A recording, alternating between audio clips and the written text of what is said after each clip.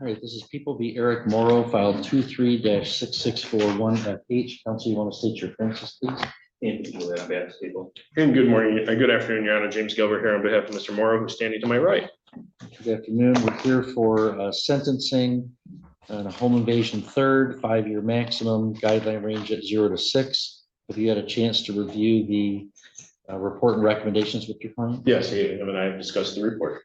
Any additions, corrections? There are no additions or corrections. Any scoring challenges? I do not find any scoring challenges. Mr. Juliet, any additions, corrections, scoring challenges? No, Your Honor. I did receive and review pleadings from the probate court confirming the guardianship appointment that I discussed with counsel. Yes.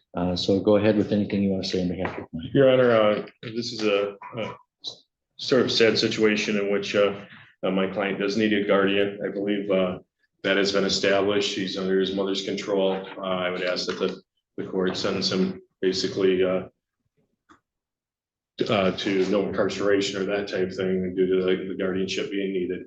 I do believe that in this instance, he did have some issues with medication and that type of thing that led to what had happened that day. And now that has been rectified. And he's been on probation, on bond for quite some time. He's done very well. And speaking with his parents, everything seems to be going well at home, and there hasn't been any more issues. Thank you.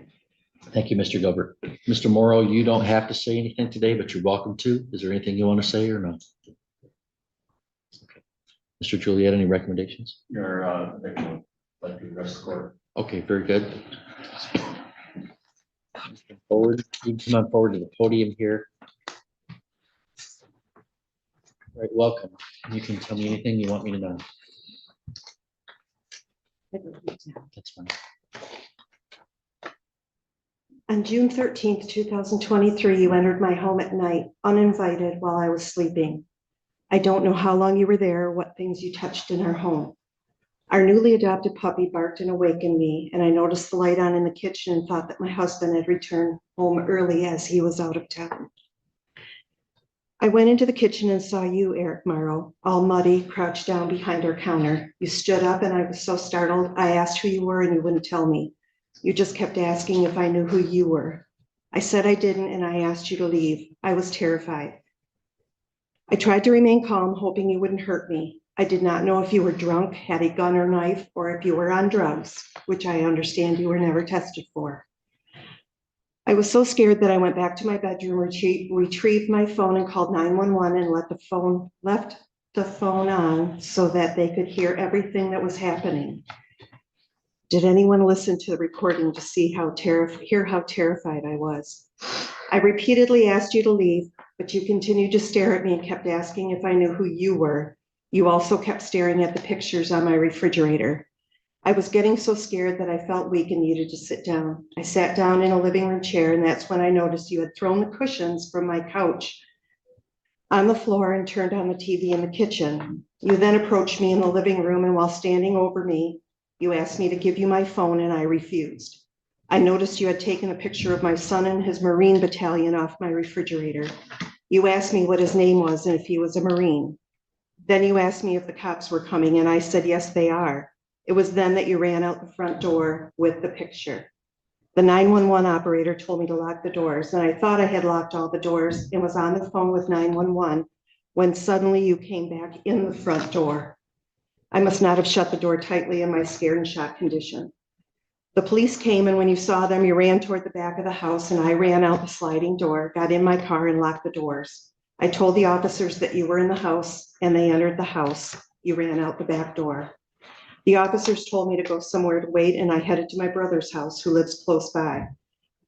However, I was so shook up that I couldn't even find his house and called him to come get me. I was crying and shaking and disoriented. The officers then told me to come back to the house, that they had you in custody, and I had to confirm that it was you who had entered my home uninvited in the middle of the night. Eric Morrow, you have taken away my right to feel safe in my own home. I can't sleep at night. Every sound I hear scares me to death. You have violated a space where I should feel safe. I will forever be scared, but now I'm angry. Angry that you touched things in my home, angry that you took something that was mine, and angry that you terrified me. Since that day, we have removed the counter that you hid behind as I never want to be surprised again and replaced the flooring, now unfortunately due to your breaking in my home. We have had to install security systems inside and out. We now have a different couch and refrigerator. I am now on anti-anxiety medicine. All this has cost money, all this because you entered my house without permission. I wanted every trace of you removed from my home. Even though it wasn't required for me to appear in court each time you appeared, it was a way to deal with my own fear. I didn't realize it would take well over 2 years to complete. And for every month this was not resolved, I lived that night over and over. I feel the court system has failed me as a victim. It was delay after delay. Not once was I asked to tell my version of that horrible night. I don't feel that anyone in the court system had my back. You have been allowed to move freely in society while I remain afraid every day in my own home. Your lawyer stated that you did not remember that night. I will never forget it. Do you hear me crying when I hear noises at night? Do you know how I jump at every sound I hear? All of this because you entered my home without permission. You should be held accountable for what you did that night. You should be punished for what you put me through and not just required to have counseling. There should be some consequences for your action, and I don't remember should not be an excuse. Your actions had a life-changing effect on me. For over 2 years, you have been able to go on like nothing happened. I believe no less than 2 years jail time would be suitable at the very least 1,000 hours of community service. I do feel the court system has failed me as the victim, and I hope the court will do the right thing. Thank you, ma'am. Thank you. Mr. Julia, any recommendations from the people? Your Honor, if I could go back to one scoring challenge, I think based on the victim statement, OB4 should be scored at 10 points. Mr. Gilbert, as to that question? I had it scored at 0 because, and I guess I'm opposed to the scoring, but I see where the prosecutor's coming from based off the victim's statement. Okay, based upon the description of the victim about the impact it's had on her life in terms of continuing anxiety and fear, and she gave quite a vivid description about the effect that that has had, I do agree with that challenge and would now score OV4 at 10 points. That raises the OV level from 10 to 20. And that would, on the class E felony, that remains OV level 2. And so the guidelines remain at 0 to 6 months, but now they're more appropriately scored. All right, thank you, Mr. Juliet. Yeah, this is a tough case. The court just heard from the victim who was visibly and understandably shaken up by this conduct. I mean, from the outside looking in, this is a home invasion, first degree case. On the other hand, there are significant mental health issues that the court has to consider in this case, such that the probate court saw it appropriate to enter a guardianship. I would ask the court to consider what the victim said about not feeling safe in her home. I mean, that's why we have the home invasion statute, is frankly because if anybody's going to feel safe anywhere, it's supposed to be in their home. And she can't do that anymore. I understand the recommendation. Guidelines are scored appropriately. I'll defer to the court. All right, thank you. Well, Mr. Morrow, this is a very hard case. You understand what you put this nice woman through? Yes, I do, Honor. You just showing up in her home at night would be a terrifying thing. Anybody showing up in someone's home uninvited in the middle of the night would be very scary.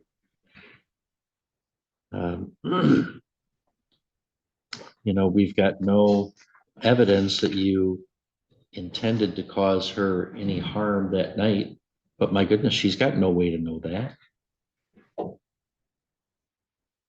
So that's where the prosecutor's right. It's a very serious situation. There are a lot of aggravating circumstances here. Someone in the home in the middle of the night. that is technically a home invasion first degree, and there are many circumstances where exactly what happened here, we would send Mr. Morrow to prison for a very long time. And there are situations where that does happen. But we also have to look at the mitigating circumstances too in the complete picture. And here we have an inexplicable situation, and I think of a failure of, I don't want to say failure, but there's a significant mental health component here that I think the court is required to consider, and that we need to see what can we do going forward to try to prevent something like this from happening again. Mr. Morrow doing this to somebody else. If Mr. Morrow was not a paranoid schizophrenic who was untreated, I'd send him to prison. But I do have to treat each defendant differently based upon their circumstances. And here, mental health treatment is an important component. That explains some of the delays where we needed to have psychiatric evaluations of Mr. Morrow. And it explains some of the delays at the end of the case where I wanted to make sure before we sentenced Mr. Morrow that we had him under some court orders for treatment. And in the probate court, there are now court orders entered where there's a guardian for him, that guardian can take care that he's following a treatment program.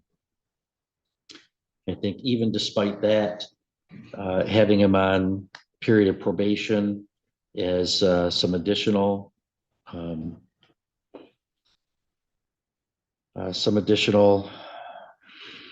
guess, reassurance that he's following that is appropriate. And I think what I'm going to do is, especially given the impact he's had on the victim here, I'm going to place Mr. Morrow on more of a maximum term of probation of 36 months. So for 3 years of probation. And during that probation term, you can't have any contact with Ms. Schaefer. All right. Okay. You can't even be within 500 feet of where she works, where she lives, anything. All right. You have to comply with all the other terms on probation. And I do want to add as a probation term that he has to comply with any mental health treatment. So if we can add a standard term about that, special term about that. There's a crime victims assessment of $130, $68 in state cost. You have to comply with DNA testing and pay a $60 fee. There's a monthly supervision fee to the Department of Corrections. Given Mr. Morrow's employment limitations here, I'm going to waive the court costs of $350. I'm not going to assess those. So the goals of this probation, Mr. Morrow, I'm going to keep you on probation for 3 years. I'm not going to give you jail today. All right. But over the next 3 years, I want you to have no contact with this lady. Yes, sir. And I want you to follow what your guardian says and follow any treatment programs, okay? If you don't do those things, all that changes and you'll end up doing jail or even prison on a case like this, okay? All right. All right. You have any questions for me? No. Do you want him to stick around to see probation department? Before you leave, I want you to go to the probation department. If you wanted to appeal, you have to file an application within 6 months. If you want me to appoint an attorney, so we're going to hand you a piece of paper explaining that. You're eligible for discharge from probation at the halfway point if you have successfully completed all of its terms. So I'm going to hand you a piece of paper explaining that. We're going to ask you to initial the appeal paperwork so we have a record that we gave it to you. All right, good luck to you, Mr. Schaefer. I'm sorry for what you've done. I'm sorry we can't do more for you today.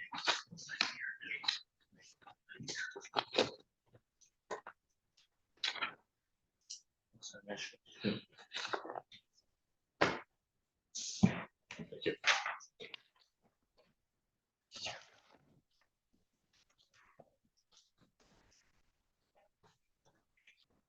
All right, this is People v. Curtis Hawes, file 25-7062FH for sentencing. Counsel, you want to place your appearances on the record? Melissa Goodrich, Flint County Prosecutor. Good afternoon, Your Honor. Michael O'Malley, appearing on behalf of Mr. Hawes, seated to my right. Sir, please state your full name for the record. Name is Curtis Hart Hawes. All right, good afternoon, sir. Mr. O'Malley, have you had a chance to review the probation or the pre-sentence information report and recommendations with your client? I have, my client has reviewed it. I've reviewed it with him. There are no material additions, corrections, or deletions to be made. All right, and the advisory guidelines were scored at 0 to 6 months. Are there any scoring challenges from the defense? Not from the defense, Your Honor. Ms. Goodrich, any additions, corrections, or scoring challenges from the people? No, Your Honor. And Mr. O'Malley, anything you'd like to say on your client's behalf? Your Honor, most of what I would say about my client is actually contained in the report. He's 65 years old, / retired disabled. At this point in time, he noted in there, which I highlighted, of course, is that he's remorseful for his actions, particularly at his age. You point out that he had a troubled relationship with one of his daughters, and he's trying to maintain a strong relationship with his other daughter, who's a co-defendant in this case. Obviously not the best of choices, not the best ways to go about that, but I think they both will be learning their lesson from this. The recommendations seem absolutely appropriate. I've gone through them with my clients. He is interested in doing whatever he can to prove to this court that he's not a danger to himself or his community back down in Oakland County where he lives. The only request I would make is I do note that one of the recommendations is that he's to obtain employment due to his age. I would ask the court to discard that recommendation, but otherwise your probation seems appropriate to me. Okay, thank you. Mr. Hawes, you don't have to make a statement today, but it is allowed. Is there anything you want to tell me, sir, or no? Would you like some hearing assistance to amplify? Yeah, but I can do that.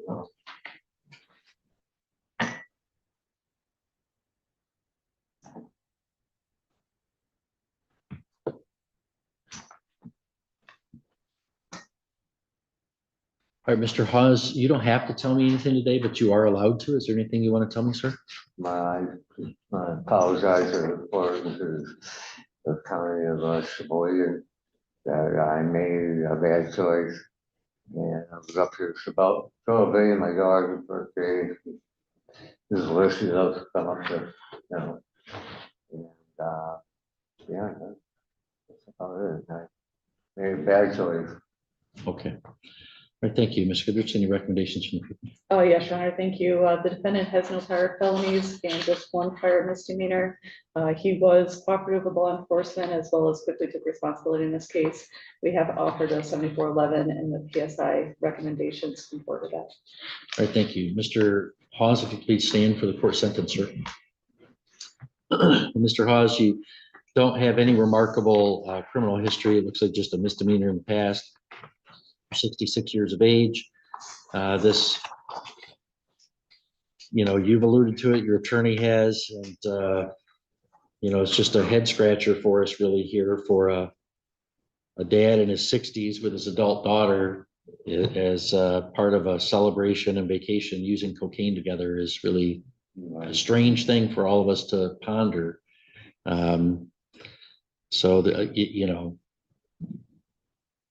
You want to, sounds like you've got to work on your relationship with your daughters, or at least one of them, but there's certainly healthier ways to do that than bonding together through substances.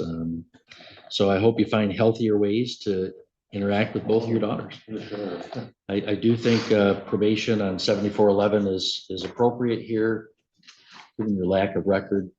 And that means that if you successfully complete the terms of probation, the charge will be dismissed. There'll be no public record of your conviction. So the court will not enter a judgment of conviction today, just a probation order, and place you on probation under section 7411 of the Public Health Code.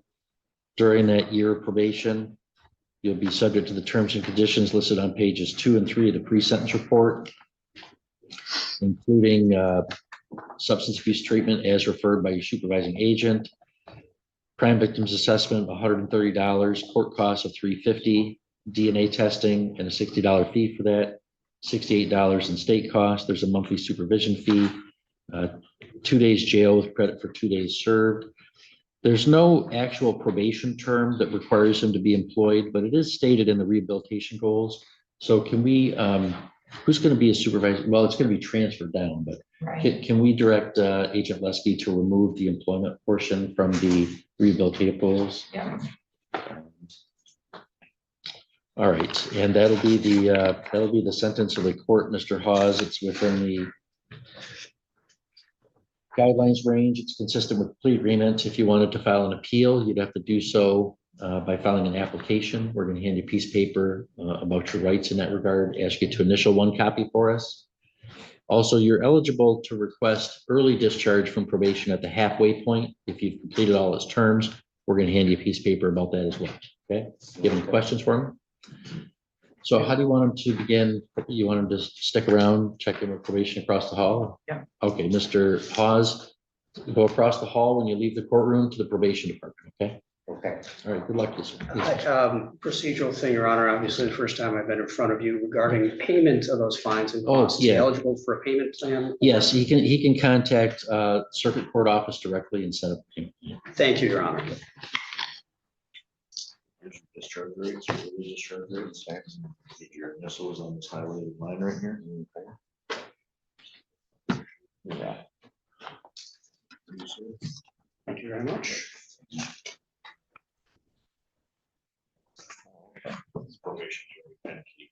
That's your copy. Yeah. All right, thank you, Mr. O'Malley. Pleasure to meet you, sir. Thank you, Your Honor. All right, good luck. Mr. Keo, I've got Mr. Kraft zooming in. Yes, sir.